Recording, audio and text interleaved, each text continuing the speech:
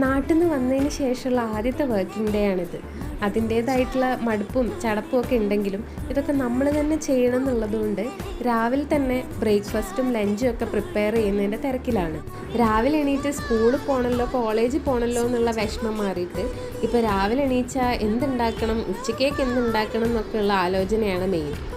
നാടും വീടും വീട്ടുകാരെയൊക്കെ വിട്ട് പൂനെയിലേക്ക് താമസിക്കാൻ വരുമ്പോൾ ഉള്ളിൽ ഒരുപാട് ടെൻഷനും സങ്കടമൊക്കെ ഉണ്ടായിരുന്നു. പക്ഷേ ആ സങ്കടവും ടെൻഷനും ഒക്കെ വന്നൊരു 1-2 ആഴ്ച കഴിഞ്ഞപ്പോഴത്തേക്കും ഞങ്ങൾക്ക് രണ്ടുപേർക്കും മാറിയിട്ടുണ്ടായിരുന്നു. 2025 ഒക്ടോബറിലാണ് ജോലീൻ്റെ ഭാഗമായിട്ട് നമുക്ക് പൂനെയിലേക്ക് മാറേണ്ടി വന്നത്.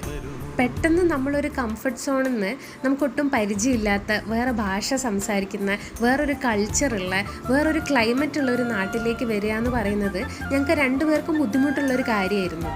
പക്ഷേ ലേശം ബുദ്ധിമുട്ടിയാലും ജോലീൻ്റെ കാര്യമായതുകൊണ്ട് അത് മാറ്റി വെക്കാനോ ഉപേക്ഷിക്കാനോ പറ്റാത്തൊരു സാഹചര്യം ആയതുകൊണ്ടും ഞങ്ങൾ രണ്ടുപേരും ധൈര്യപൂർവ്വം ഇങ്ങോട്ട് വരികയായിരുന്നു.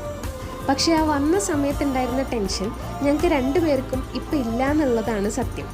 മലയാളികൾക്ക് സർവൈവൽ സ്കില്ല് കൂടുതലായതുകൊണ്ടാണോ എന്നറിയില്ല, ഞങ്ങൾക്ക് ഇവിടെ വന്നപ്പോൾ സർവൈവ് ചെയ്യാൻ വലിയ ബുദ്ധിമുട്ടൊന്നും ഉണ്ടായിരുന്നില്ല.